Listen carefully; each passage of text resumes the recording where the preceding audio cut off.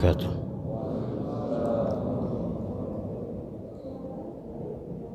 Innal hamdalillah alladzi hadana li hadza asyhadu an la ilaha illallah syarika lah wa asyhadu anna Muhammadan abduhu wa rasuluhu la nabiyya ba'dah. Allahumma shalli wa sallim ala sayyidina Muhammadin wa ala alihi wa sahbihi ajma'in. Amma ba'd. Bapak Ibu sekalian, alhamdulillah wa syukurillah, selama kita libur ya, udah hampir 3 bulan, 4 bulan ya, karena kondisi yang memang tidak kondusif, dan sejujurnya juga saat ini masih belum kondusif. Jadi jangan terkecoh dengan istilah new normal. Itu istilah yang sebetulnya ya berbahaya dan ternyata direvisi ya. Kita belum normal. Maka bagus nih di masjid ini diatur jaraknya, pakai masker. Ya, bawa sejadah sendiri. Ya, saya juga sama, kemana-mana khutbah bawa sejadah sendiri. Tapi sayang masih ada beberapa masjid tidak peduli. Banyak yang nggak pakai masker. Ya, ini sebenarnya belum paham agama kalau menurut saya. Karena hifdzun nafas, menjaga diri itu kewajiban agama. Jaga diri siapa? Diri sendiri, orang lain. Jadi jangan berpikir diri sendiri dulu, orang lain seperti apa. Ya. Maka bagus tuh ada slogan depan, nggak pakai masker udah sholat di rumah, bagus, saya dukung itu. Ya, kita jangan berpikir begini loh, ini salah satu pemikiran sesat kalau menurut saya. Di masjid mah aman, nggak bakal ada virus. Yang bilang itu siapa? Masjidil Haram, masjid yang kita agungkan, ya bukan hanya orang Indonesia, seluruh dunia. Kira-kira aman nggak dari virus? Kita jangan bicara doa masjid baru kemarin, Masjidil Haram yang udah ribuan umurnya, masjid di mana Nabi di situ lahir, ada di situ. Jadi jangan berpikir seperti itu. Keamanan itu yang dikaitkan di masjid adalah batin. Kedua, hukum, memang ada hukumnya, nggak boleh kita berperang di dalam masjid, nggak boleh berantem, iya. Tapi kalau musuh-musuh yang tidak kelihatan seperti virus itu tidak ada jaminan di masjid itu tidak dapat, tidak kena. Ya, ikhtiar wajib. Nah, ini nggak apa-apa mukadimahnya ini, karena saya masih melihat loh, banyak masjid tuh nggak peduli. Iya nggak? Jadi kalau ya aman Pak Ustadz di Masjidil Haram, apa? Ada kecurian di Masjidil Haram? Banyak Pak, saya pernah ngalamin juga. Orang dicuri karena aman kan katanya Ustaz, Masjidil Haram aman, jadi bawa dompet semaunya kelihatan. Nah itu, jadi kita harus berpikirnya jangan ke situ. Nabi nggak ajarkan begitu. Aman yang dimaksud di situ, pertama kondisi batin kita di masjid itu pasti pasrah, ya betul. Ya, kondisi di situ nggak boleh ada berantem, ada perang atau ada apa, iya. Tapi ikhtiar terkait dengan menjaga diri wajib. Sejarah sudah mencatat Masjidil Haram sudah berapa kali diteror ya. Dulu pasukan tahun berapa itu? Saya ingat betul karena ada saudara saya pernah ya nggak bisa keluar itu selama berapa minggu itu dulu. Ini saya kira mukadimah buat kita berhati-hati dalam kondisi sekarang ya. Ibadah tetap berjalan, tapi jaga diri juga bagian dari kewajiban kita dalam beragama. Bapak Ibu sekalian, kita bersyukur kepada Allah masih diberikan umur dan masih diberikan kekuatan sehingga kita dapat melaksanakan ibadah. Termasuk pagi ini kita akan belajar hadis Nabi, ini pun bagian dari ibadah. Mudah-mudahan Allah senantiasa jaga kita, tentunya dengan ikhtiar yang semampunya kita lakukan. Dan kita berharap segera wabah ini berlalu dari bumi kita tercinta dan juga dari bumi-bumi di mana umat Islam berada. Selawat atas salam sejahtera senantiasa kita aturkan kepada baginda Rasulullah SAW. Mudah-mudahan kita diberikan kekuatan oleh Allah untuk dapat mengamalkan ajaran sampaikan oleh baginda Rasulullah SAW. Mari kita buka dengan baca basmalah. Bismillahirrahmanirrahim. Pagi ini kita akan belajar hadis ke-23 ya, menyambung dari hadis yang lalu yang hadis ke-22. Ini hadis terakhir dari bab taubat ya. Coba kita lihat. Nah, ini hadis 23, kelihatan enggak? Kita baca sama-sama. Bismillahirrahmanirrahim. Wa an Abi Hurairah. Kelihatan ya? Wa an Abi Hurairah radhiyallahu anhu anna Rasulullah sallallahu alaihi wasallam qala yadhaqullahu subhanahu wa ta'ala ila rajulaini yaqtulu ahaduhuma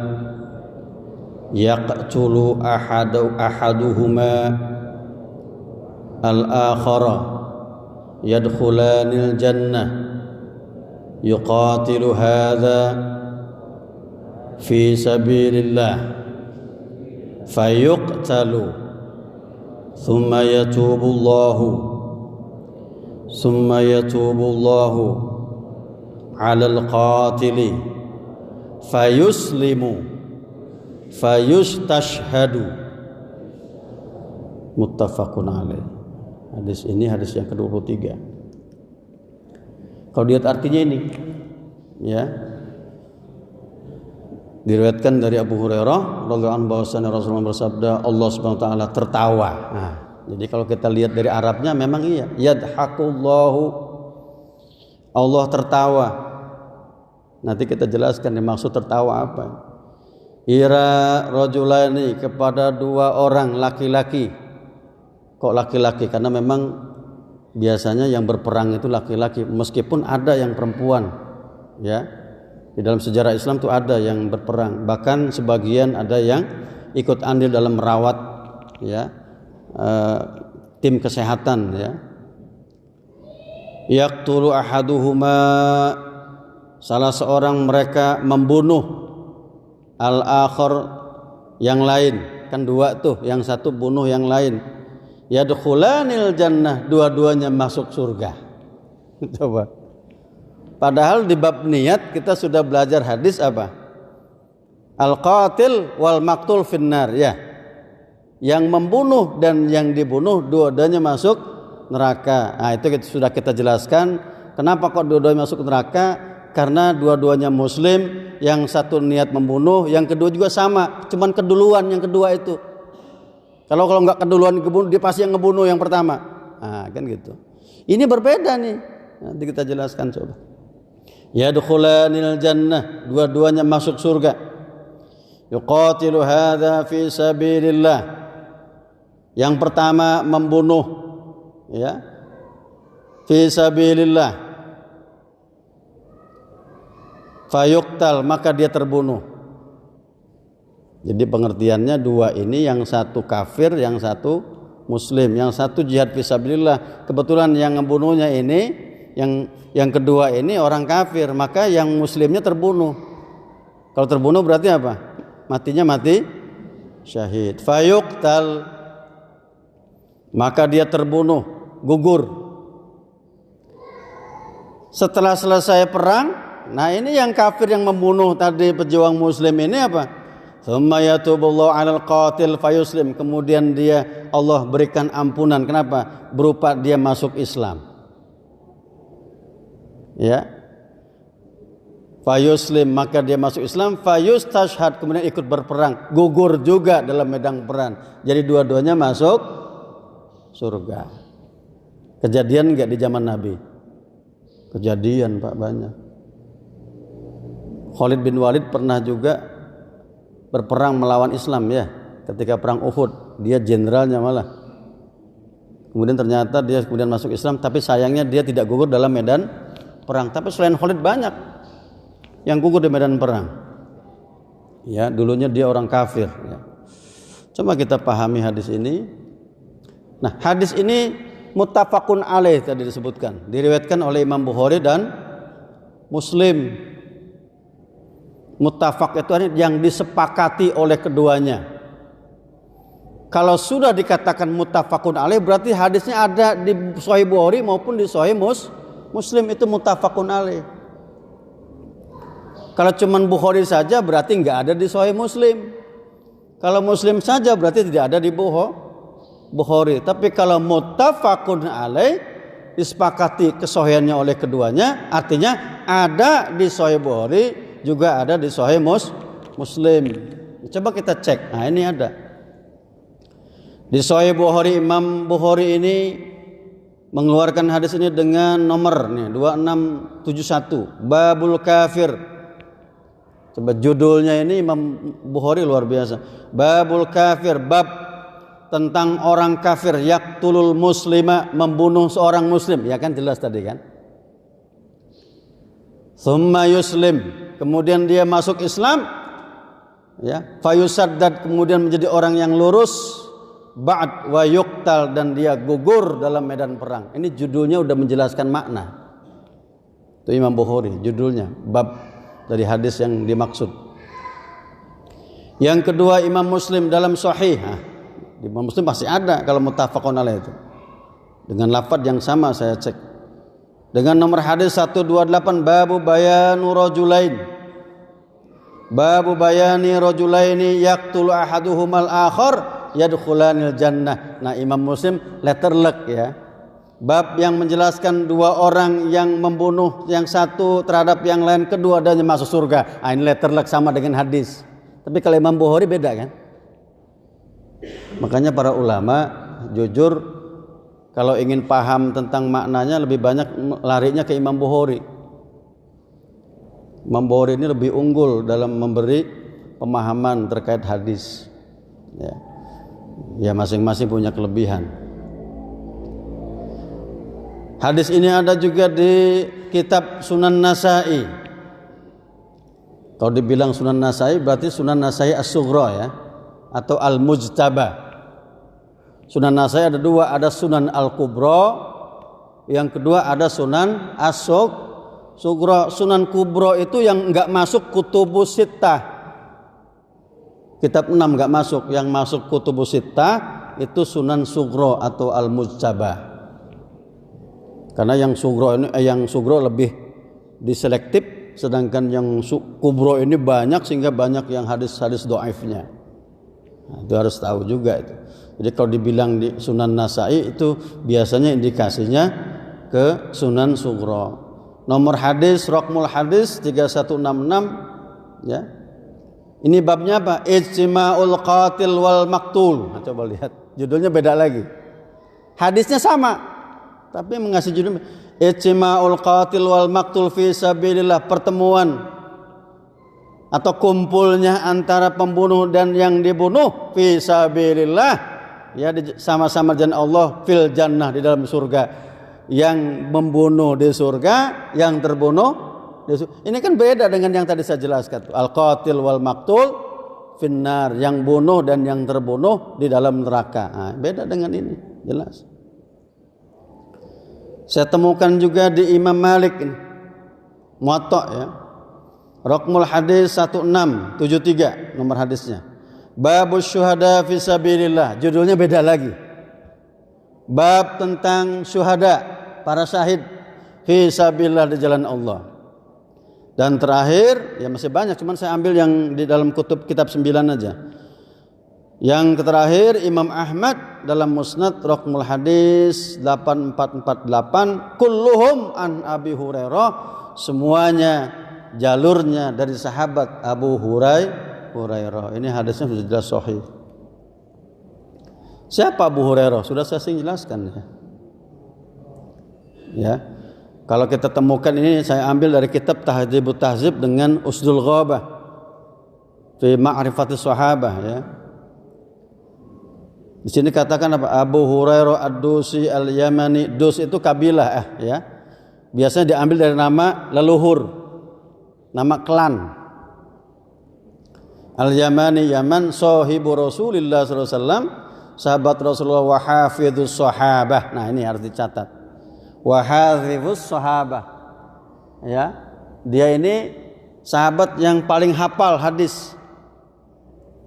Ikhtalafa fi ismi wa ismu abihi. Para ulama berbeda pendapat tentang namanya, nama aslinya dan nama ayahnya. Ikhtilafan katsiran. Wah, ini perbedaan yang cukup banyak. Imam Bukhari menyebutkan dalam Tarikh Kabir nama Abu Hurairah ada 12. Ya, dan beliau mengatakan yang paling sahih adalah Abdurrahman bin Sakhr. Karena nama lainnya ada yang bilang Adu Syams. Itu nama jahiliyah ya. Dulu sebelum masuk Islam nama kunyahnya Abul Aswad. Bukan Abu Hurairah, Abul Aswad kunyahnya. Ya, fasammau Rasulullah, kemudian Rasulullah memberi nama dengan kunyah Abu Hurairah. Kenapa? Li ajli hirratin kana yahmilu auladaha, karena dia sering bawa kucing. Kucingnya ditaruh di baju gamis nih. Kalau baju gamis kan gede tuh kantongnya. Ini menandakan kucing itu suci ya. Ya, cuman jangan bawa kucing lah, repot nanti kalau masing-masing bawa kucing rame adua ini. Ini ceritanya. Dia nggak tega ada kucing ini taruh kantong sampai bawa sholat gitu. Ketemu di jalan bawa sholat. Habis sholat kok bersuara ada meong, kata Nabi, lu siapa yang bawa kucing? Saya ya Rasulullah. Faidan anta Abu Hurairah, kamu itu bapaknya kucing, ya. Bapaknya kucing. Bukan karena punya anak namanya kucing, bukan. Tapi dia sering membawa kucing. Ya, kapan dia masuk Islam? Nah, sini dikatakan ya. Dia disebutkan masuk Islam ketika perang Khaybar. Nah, perang Khaybar ya. Kapan perang Khaybar terjadi? Khaybar terjadi itu di sini disebutkan ya 7 tahun sebelum Nabi wafat. Ya. Sebelum berarti ketika dia bertemu dengan Nabi cuma 7 tahun. Ya. Dengan 7. Nah, pernah terjadi perdebatan para ulama, kok dia termasuk yang paling banyak hafalannya, sedangkan seperti Abu Bakar, Umar, Ali kok enggak banyak. Nah, ini ada riwayat. Abu Hurairah ngerasa juga. Ya, apa kata Abu Hurairah? Ngomong sama sahabatnya, innakum taz'umuna anna Abu Hurairah yuksiru an Rasulillah. Kalian mengira bahwasanya Abu Hurairah memperbanyak hadis dari Rasulullah, ya. Seakan-akan ada buatan dia gitu ya.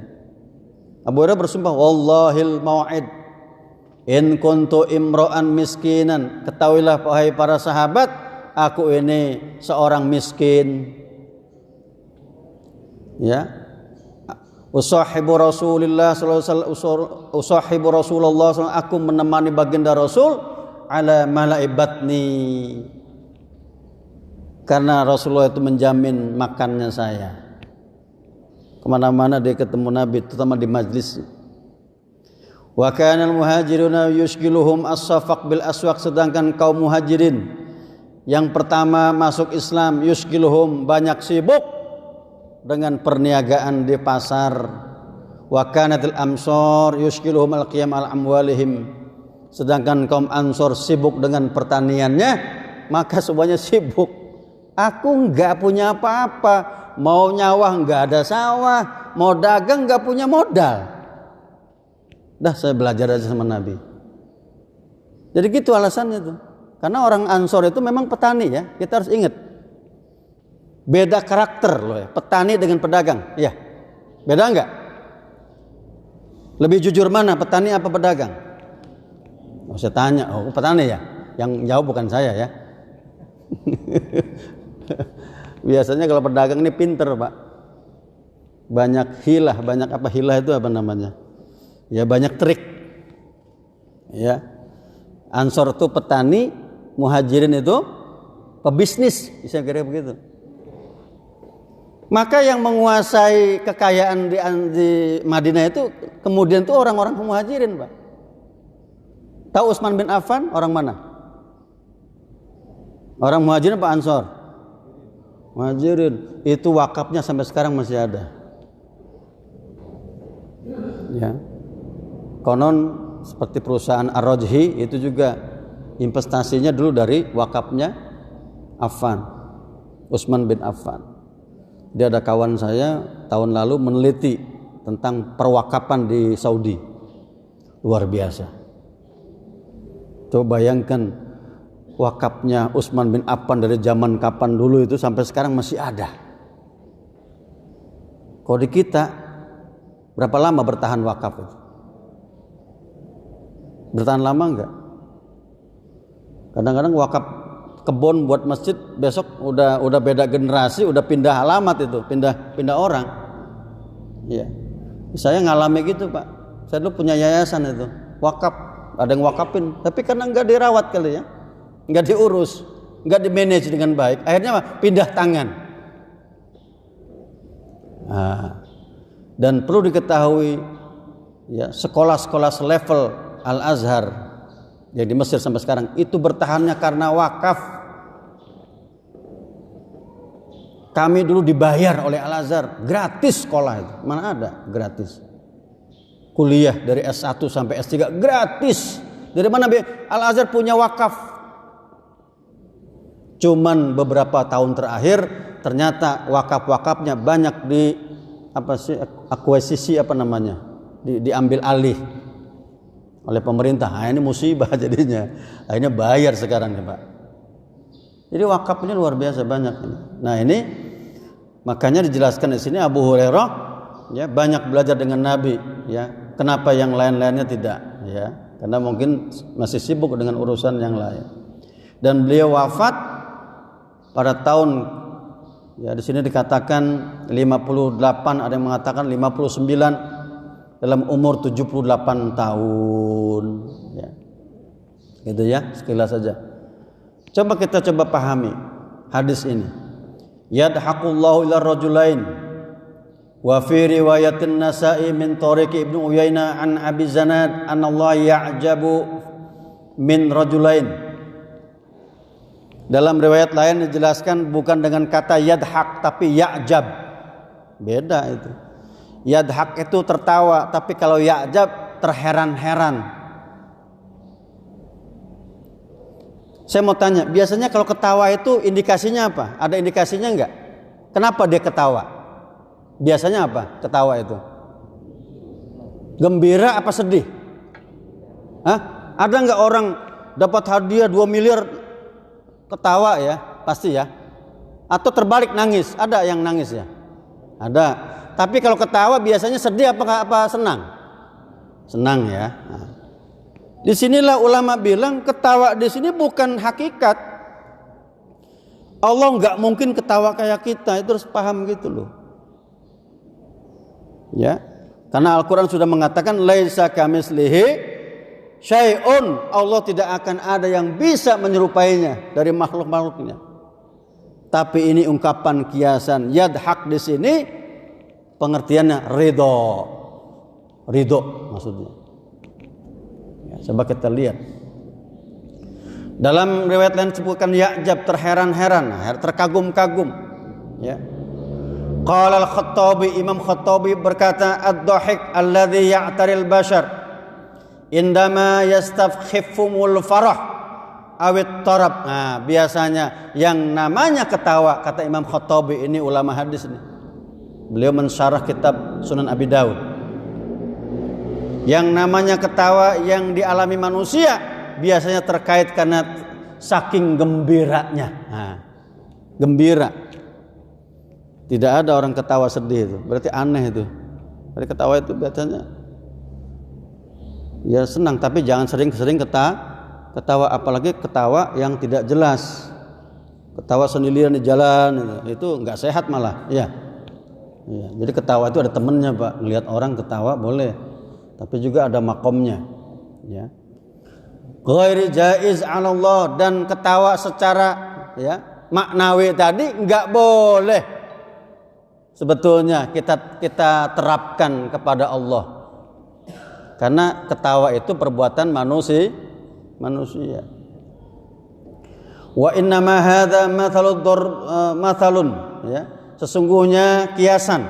Kalau kita ingin mana duriba li hadza sani alladhi yahillu mahallal i'jab 'indal bashar fa idza ra'awhu adhakahum. Nah, ini biasanya dalam konteks manusia tadi, kalau dia terkagum-kagum berarti ada sesuatu yang luar biasa, kalau tertawa berarti dia gembira. Ya kan? Wa qad ta'awwala al-Bukhari, Imam Bukhari memaknai ad-dhahik, kata tertawa dalam hadis tadi ya, fi maudin akhar ala makna rahmah, maknanya kasih sayang Allah, Allah mengasihi. Nah, itu kan beda-beda nih ulama, kata satu aja maknanya bisa berbeda-beda. Wa huwa qaribun, kata Imam Ibnu Hajar Asqalani, makna rahmat ini lebih dekat.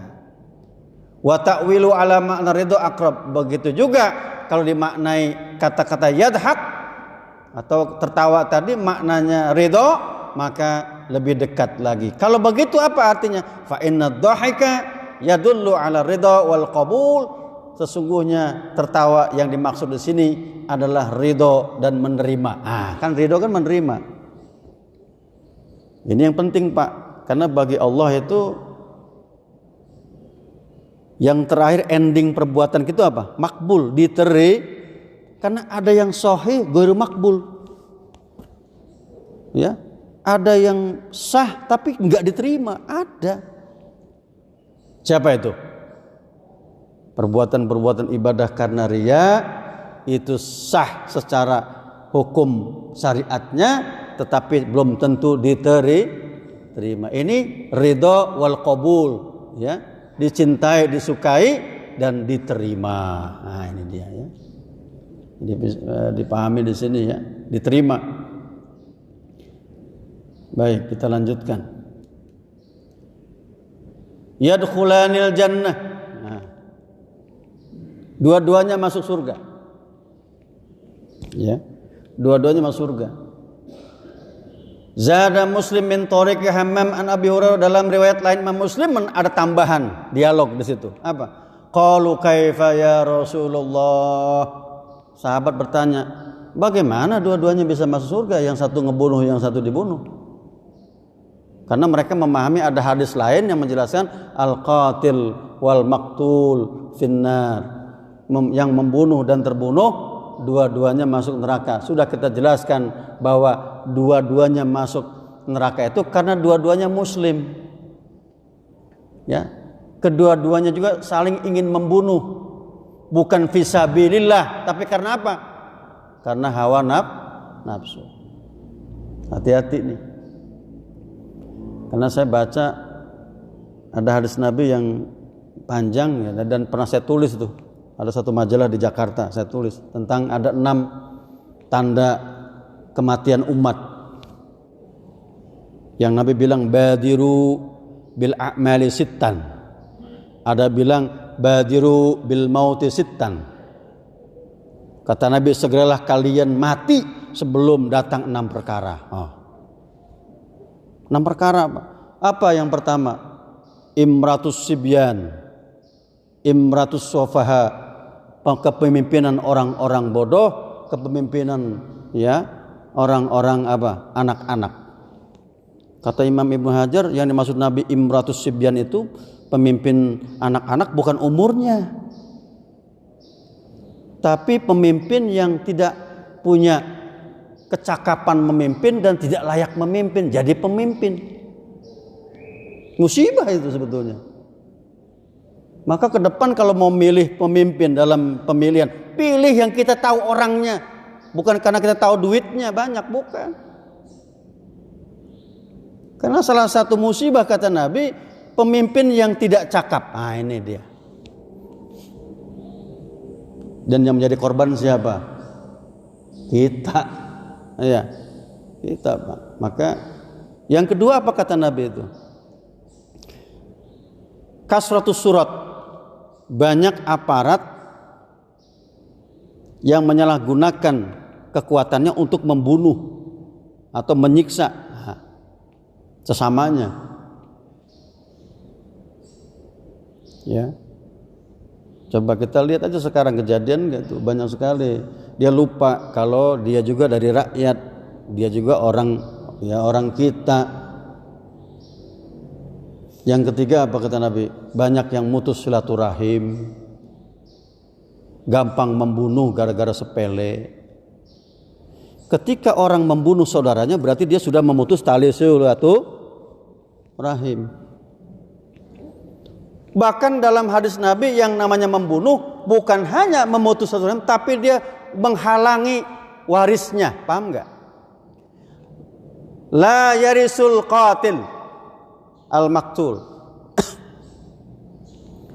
Seorang yang membunuh tidak akan bisa mendapat warisan dari orang yang terbunuh. Yang dibunuh bapaknya, yang bunuh anaknya. Anak ini sudah selesai, tidak mendapatkan hak waris. Ya, kan ada dua tuh yang menghalangi waris. Yang pertama pembunuhan, yang kedua karena beda agama. Hati-hati itu. Ya. Jadi pikirnya ada karena dia kesel sama orang tuanya nggak adil, dibunuh bapaknya, orang tuanya. Padahal dengan pembunuh itu hilang sudah hak warisnya. Nah, itu kita berharap ke depan ini kita lebih baik. Ya. Kaifa ya Rasulullah? Bagaimana kedua orang itu kok masuk surga? Yuqatil hadza fi sabilillah fayuqtal. Kata Nabi dijelaskan dalam hadis tadi, yang satu ya, dia muslim ikut berjihad fi sabilillah bawa senjata. Nah, ini kalau kita kaitkan dengan bab niat, kata Nabi banyak orang yang berjuang fi sabilillah tapi hanya mendapatkan apa yang dia temukan dalam perang. Iya kan? Kenapa? Salah niat. Ya. Maka sebenarnya perbuatan ibadah apapun nilai intinya ada di niat. Jadi ini juga taubat juga kembali ke niat sebetulnya. Ya. Kalau si orang ini yang terbunuh ini niatnya fisabilillah, insya Allah dia menjadi seorang syahid. Bukan hanya yang berperang fisabilillah, orang-orang yang terkena wabah, ya kan? Kata Nabi, wa fi kulli ta'in syahadah. Setiap orang yang terkena wabah dan dia meninggal dunia maka syahid. Kalau orang muslim ya. Makanya ketika ditanya Rasul, ta'un itu apa sih? Kata Aisyah. Kata Nabi, innahu ya azab yab'atsullahu ala man yasha. Yang namanya ta'un itu, wabah itu adalah azab bagi Allah, bagi orang yang Allah kehendaki. Wa rahmatun lil mu'minin. Nah, ada sambungannya. Dan rahmat bagi orang-orang beriman. Wabah menjadi azab bagi mereka yang tidak meyakini Allah, dan menjadi rahmat bagi mereka yang beriman meyakini Allah. Maksudnya apa rahmat itu? Ulama menjelaskan yang disebut dengan rahmat itu apa? Ladang pahala dan pengampunan dosa. Jadi gitu Pak. Ikhtiar wajib. Oh, Ustadz, saya udah pakai masker, bawa hand sanitizer, apalagi bawa sejadah sendiri, kok kena juga ya? Kalau sudah begini mah apa yang kita lakukan? Pasrah sudah, ya Allah, saya udah ikhtiar. Ya. Jadi kalau nggak ada hal penting nggak usah kumpul-kumpul. Kalau ibadah kan penting nih, kita berjamaah diatur, pahala Pak. Ya Bu ya. Jadi kalau sudah ikhtiar kena juga, itu kembalikan semuanya kepada Allah. Andai kata tidak ada umur, maka kata Nabi tadi apa? Inna likulli ta'un syahadah. Semua orang yang terkena wabah dan meninggal itu mendapatkan syahadah, ya, mati syahid.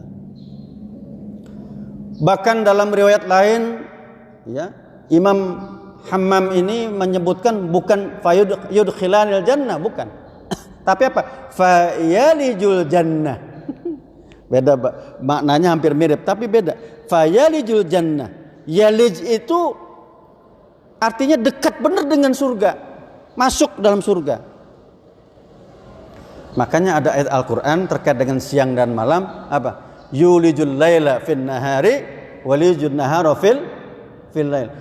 Allah masukkan siang ke dalam malam, malam ke dalam siang. Maksudnya apa? Tidak ada jeda, ya.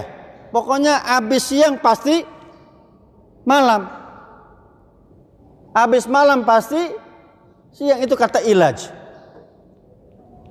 Nah, ya artinya apa? Ini orang baunya udah bau surga. Kayak begitu ya. Oh, udah deket surga lah. Ya.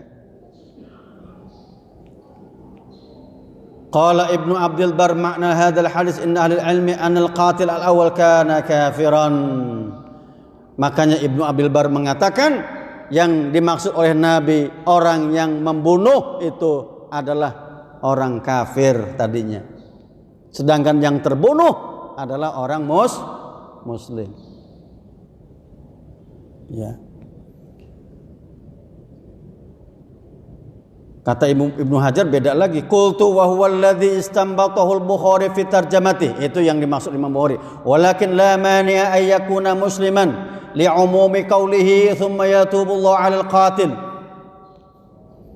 Kata Imam Ibnu Hajar juga boleh dimaknai secara umum, yang dimaksud membunuh ini boleh orang muslim atau orang kafir.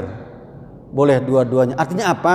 Apabila ada yang membunuh ini ternyata orang muslim, setelah itu yang muslim ini bertaubat, insaf, menjalani kisos kalau dijalankan ya. Kalau dalam hukum Islam, kalau ada orang membunuh, yang keluarga terbunuh ini menuntut, ya kan, menuntut balik, maka berlakulah hukum kisos. Kalau kisosnya dimaafkan, faman ufiya an ahi syai'un, ya kan? Kalau dimaafkan apa? Fattibaun bil ma'ruf, maka berikanlah penggantinya apa? Fadiyatun musallamatun ila ahli, maka bayar diat kepada keluarga yang tinggalkan. Apa diatnya? 100 ekor unta. Mahal nggak tuh jiwa kita, jiwa manusia tuh? 100 ekor unta, kalau kita hitung satu unta itu 25 juta, berapa tuh? Kali 100, 2,5 miliar. Kemarin baru ditebus tuh ya. Ada seorang TKW bunuh majikannya, mau dihukum pancung, dibayar diatnya 1,5 miliar, pulang ke Indonesia. Ternyata ada corona. Yang jemputnya kaget kan, wah ternyata positif katanya. Jadi bayar 1,5 miliar karena asumsinya mungkin satu ekor unta itu ya yang 15 juta. Ya kisarannya macam-macam lah, kayak sapi juga ada juga yang harganya 100 juta ya. Lemosin itu ya. 100 ekor.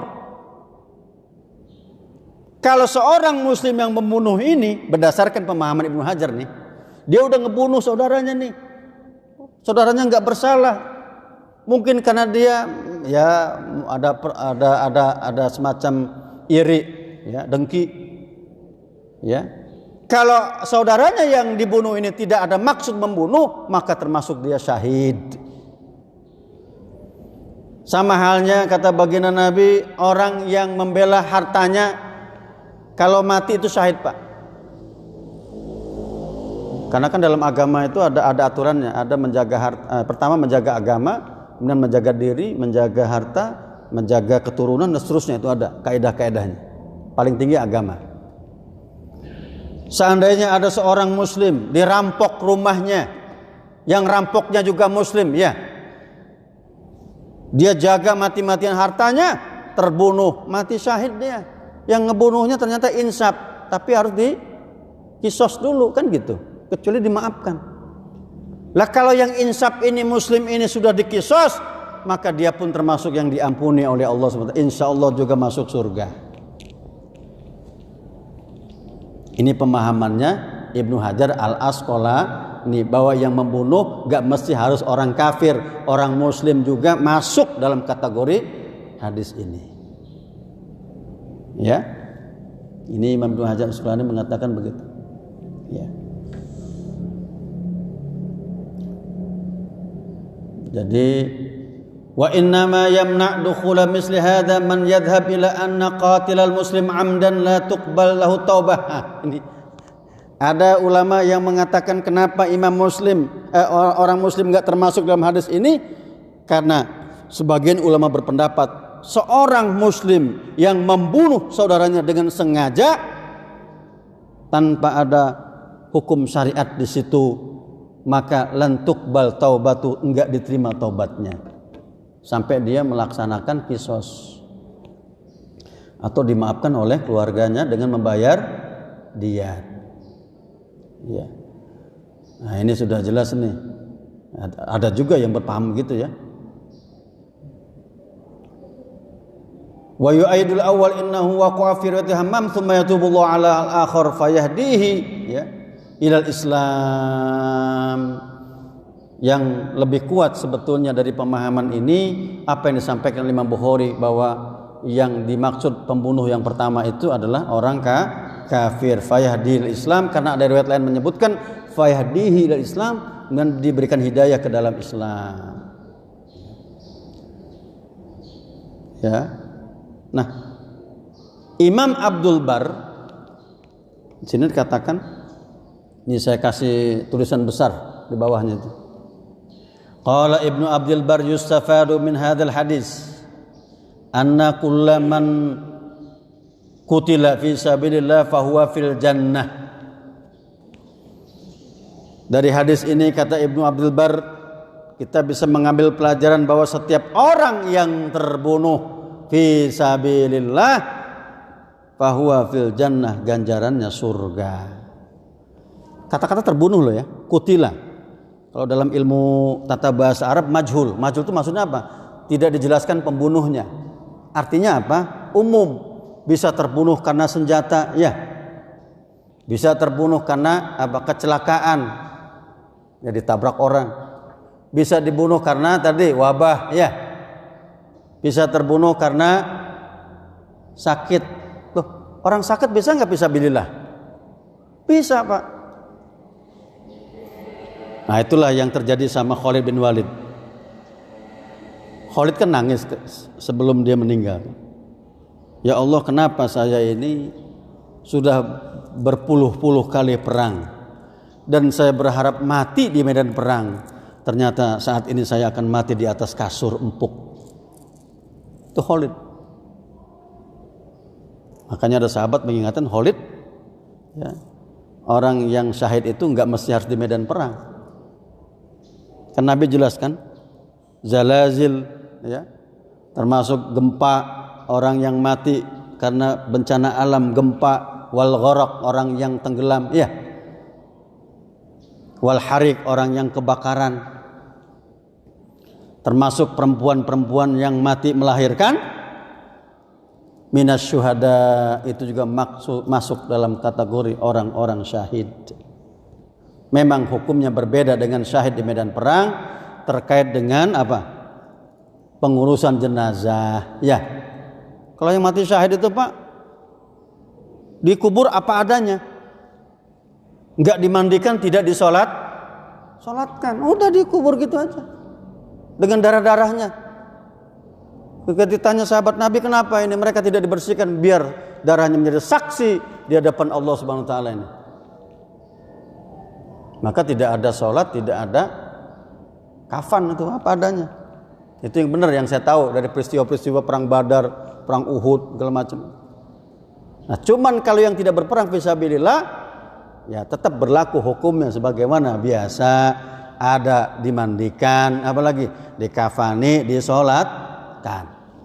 Jadi jangan nanti, wah ini kan mati syahid dia, melahirkan meninggal, ya tetap aja diurus, dimandikan, hukumnya syahid. Nah, ya kan? Maka orang-orang yang sakit supaya bisa dikatakan fisabilillah, ikhlas dalam menerima penyakit itu. Jangan mengeluh, jangan menggerutu. Apalagi nauzubillah sampai mencaci Allah Subhanahu wa taala. Allah enggak adil ini, saya udah susah miskin dikasih penyakit. Seperti orang jatuh ketiban tangga, ketiban buahnya juga, ya kan? Ketiban pohonnya juga, mati lama-lama itu orang. Jangan mengeluh, ya. Ikhlas itulah nanti bagian bahwa orang ini betul-betul menerima dengan apa yang telah Allah tetapkan. Ya. Nah, ini saya kira terkait dengan hadis ini, ya, ini bab. Ada juga penjelasan yang lain, saya kira cukup penjelasannya. Hanya saja di sini ada penjelasan tambahan bahwa orang-orang, ya, yang tidak tahu hukum memang dimaafkan, tetapi dia punya kewajiban untuk mempelajari, memahami. Ya, kalau zaman-zaman dulu nggak ada media segala macam, susah ya. Saya kira itu. Ada yang mau bertanya, monggo, masih ada waktu mungkin 5 menit ya, karena waktu suruk jam berapa? Suruk jam 6.13 ya. Ya. Kalau nggak ada yang nanya, saya ambil kesimpulan kalau gitu. Ada yang nanya? Di belakang ada satu orang. Oh iya, depan apa belakang? Oh iya, terserah, pilihlah. Monggo.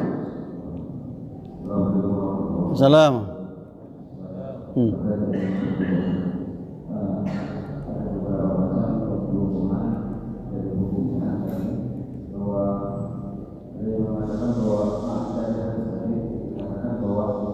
Ketika si pembunuh ini dia membunuh dan tidak dimaafkan oleh keluarganya, maka dia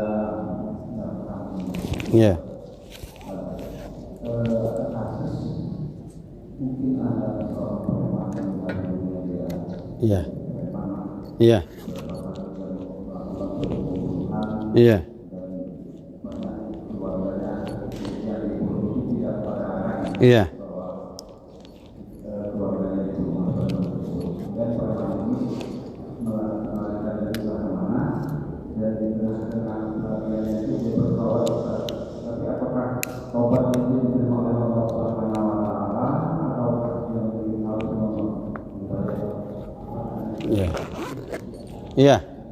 Saya paham. Yang satu lagi Bapak di belakang nggak apa-apa sekalian. Nanti yang angkat tangan tadi siapa? Belakang.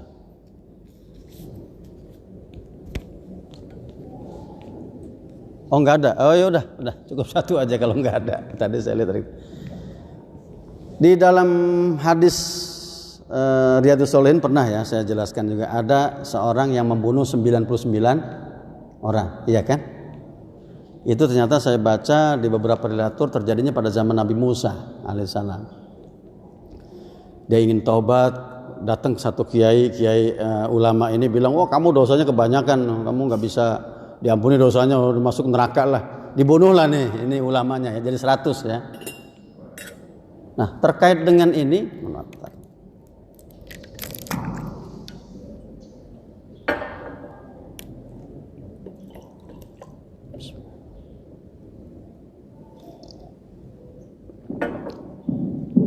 terkait zaman Nabi Musa itu kan belum ada kisos.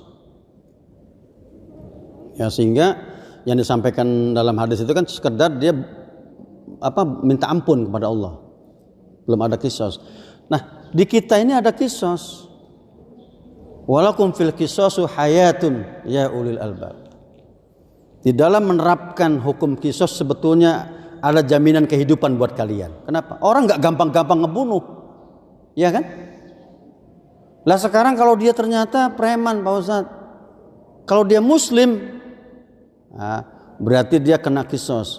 Lah kasus yang tadi di hadis tadi, Imam Bukhari sendiri dan juga termasuk Ibnu Abdul Bar menjelaskan bahwa kenapa yang pembunuh dimaafkan? Karena dia masuk Islam, sebelumnya kafir. Al-Islamu yajibu ma qablah. Islam itu menggugurkan semua dosa sebelum dia masuk itu. Itulah hebatnya Islam.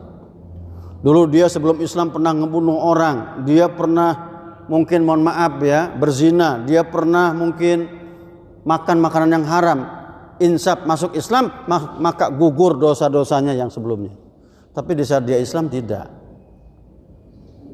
Nah, disitulah maka sebetulnya kalau orang itu udah lupa yang dibunuh siapa, keluarganya juga yang membunuh udah nggak karu-karuan kemana, sudah pasrahkan kepada Allah. Nah, bagaimana nantinya Allah yang Maha tahu. Asal tobatnya taubatan nasuh.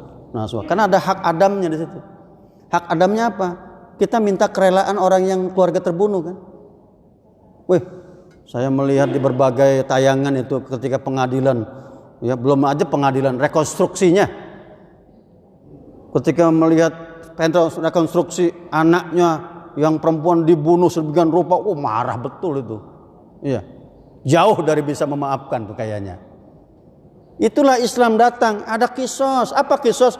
Tuntut sebagaimana dia melakukan, iya kan? Meskipun Al-Quran mengajarkan memaafkan, kalian diberikan diat lebih bagus. Karena dendamnya dihilangkan kan?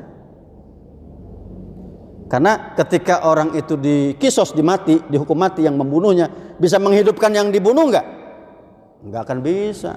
Enggak akan bisa menghidupkan yang dibunuh. Cuman paling tidak meredam rasa sakit di sini ya. Itu ya. Jadi saya kira tetap dia punya kewajiban di situ. Ya, bagaimana caranya? Kalau di negara kita agak susah. Ya. Jadi kalau Pak Ustadz saya udah lupa dulu pernah saya bunuh siapa ini dan saya selamat tidak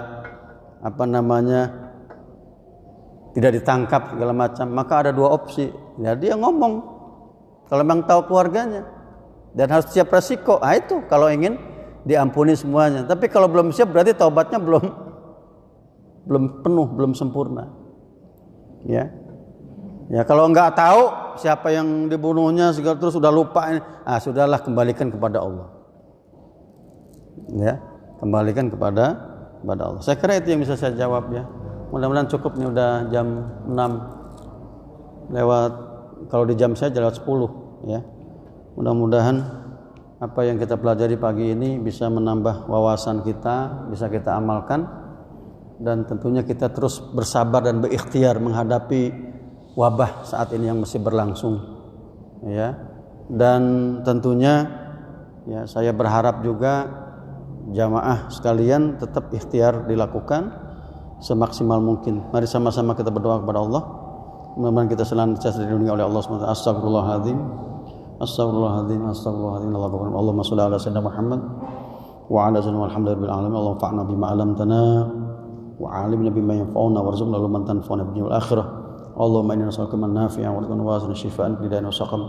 Allahumma idfa'na al-bala wal waba wal fahsya wal munkar wal mihan wal fitan ma dhahara minha wa ma batan min buyutina hadhihi wa min qaryatina hadhihi wa min baladina hadhihi khassah wa min bulam semina amma innaka ala kulli syai'in qadir. Rabbana ighfir lana wa li walidina warhamna kama rabbana saghara. Rabbana atina fid dunya hasanah wa fil akhirati hasanah wa qina adzabannar. Rabbana taqabbal minna innaka as-sami'ul 'alim wa tub 'alaina innaka antat tawwabur rahim. Lahum fiha subhanakallahumma wa bihamdika salam wa akhiru alhamdulillahirabbil alamin. Kurang lebihnya mohon maaf. Assalamualaikum warahmatullahi wabarakatuh.